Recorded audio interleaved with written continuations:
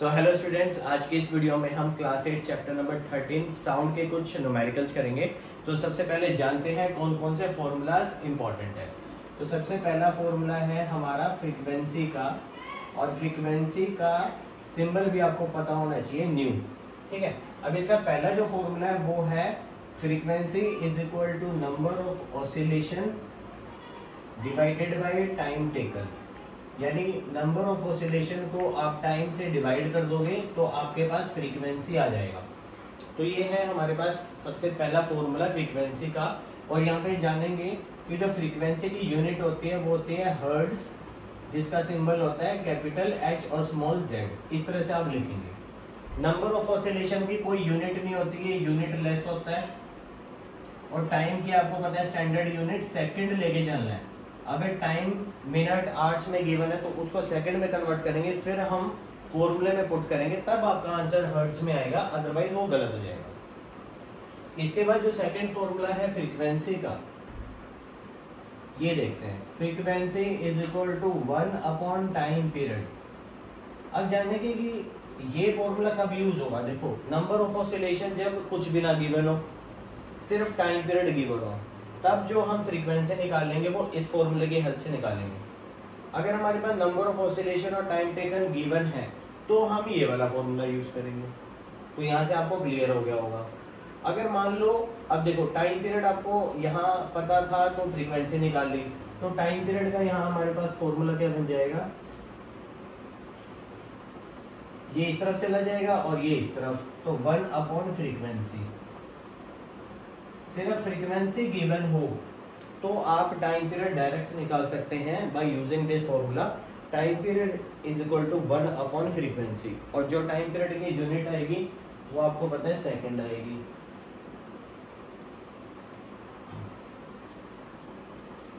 अब इसके बाद देखते हैं और कौन कौन से फॉर्मूले हो सकते हैं।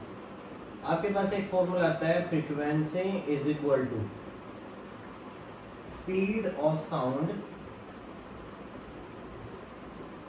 Divided by wavelength. Frequency is equal to speed of sound divided by wavelength. Frequency का सिंबल हमें पता है न्यू होता है, स्पीड का सिंबल होता है v, और वेवलेंथ का सिंबल होता है ये लैम्डा, जिसको हम उल्टा y जैसे बना सकते हैं। तो एक तरीके से हम जानेंगे फ्रीक्वेंसी का फॉर्मूला हमारे पास आ गया v अपॉन लैम्डा, ये फॉर्मूला आ गया। अब इसको रीअरेंज करके हम बाकी दो फॉर्मूले भी तो निकाल सकते हैं। जैसे अगर आपको स्पीड का निकालना है तो स्पीड के लिए क्या हो जाएगा, फ्रीक्वेंसी इनटू वेवलेंथ, ये एक और फॉर्मूला हो गया। और इसके अलावा एक और फॉर्मूला वेवलेंथ भी तो निकाल सकते हैं, wavelength is equal to speed upon frequency. So इस तरह से हमारे पास नंबर ऑफ फॉर्मूलाज हो गए हैं, और इनको रीअरेंज करके भी फॉर्मूलाज हमने लिख दिए हैं। अब देखते हैं किस तरह से क्वेश्चन आता है और कैसे उसको सोल्व करना है। सबसे पहले नंबर ऑफ ऑसिलेशन अगर गिवन हो किसी भी क्वेश्चन में, मान लो ये 50 गिवन हो और टाइम आपके पास गिवन हो 25 सेकेंड, तो आपके पास फ्रीक्वेंसी का फॉर्मूला हो जाएगा नंबर ऑफ ऑसिलेशन बाय में टाइम टेकन। तो आप पहले गिवन फिर फॉर्मूला यूज्ड कंप्लीट लिखेंगे बाय में टाइम, फिर आप वैल्यू पुट करेंगे 50 अपॉन 25, ये 2 से कैंसिल, तो आपका 2 हर्ट्ज, ये आंसर आ गया।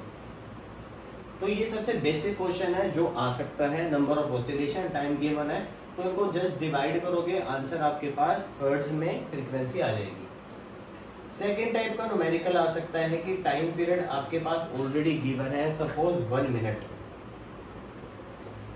और 1 मिनट आपके पास टाइम गिवन है, तो आपको फ्रीक्वेंसी निकालनी है और कुछ भी गिवन नहीं है।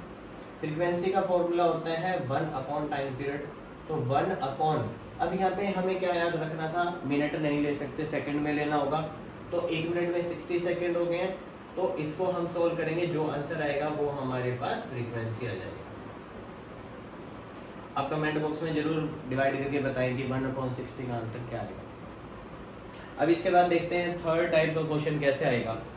सपोज आपके पास फ्रीक्वेंसी गिवन है 5 हर्ट्ज और टाइम पीरियड जानना चाहते हैं कि वेवलेंथ को कितना टाइम लगा होगा, और टाइम जानना चाहता है कि एक वेव को कितना टाइम लगा होगा इस फ्रीक्वेंसी को अचीव करने के लिए। तो टाइम पीरियड का फॉर्मूला है 1 अपॉन फ्रीक्वेंसी, तो 1 upon 5 is equal to 0.2 second. यहां से आपका टाइम पीरियड भी आ गया। अब देखते हैं नेक्स्ट टाइप का क्वेश्चन कैसे आ सकता है जिसमें स्पीड भी गिवन हो और वेवलेंथ भी, जिससे हम फ्रीक्वेंसी निकालने वाले हैं। अब जैसे आपके पास क्वेश्चन है कि साउंड की स्पीड गिवन है 340 मीटर पर second in A given medium, और वेवलेंथ आपके पास दे दी है, यहाँ पे सपोज करो 100 मीटर दे दी है।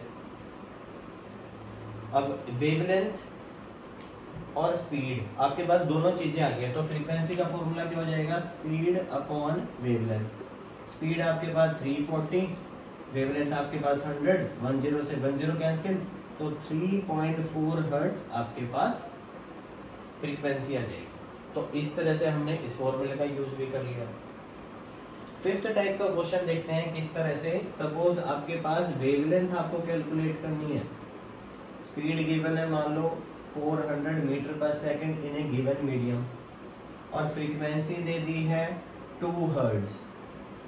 तो हम कैसे निकालेंगे, देखो वेवलेंथ का फॉर्मूला है speed upon frequency, wavelength is equal to speed upon frequency. तो स्पीड आपके पास 400, फ्रीक्वेंसी है 2, तो यहां से 200 मीटर वेवलेंथ आ जाएगी।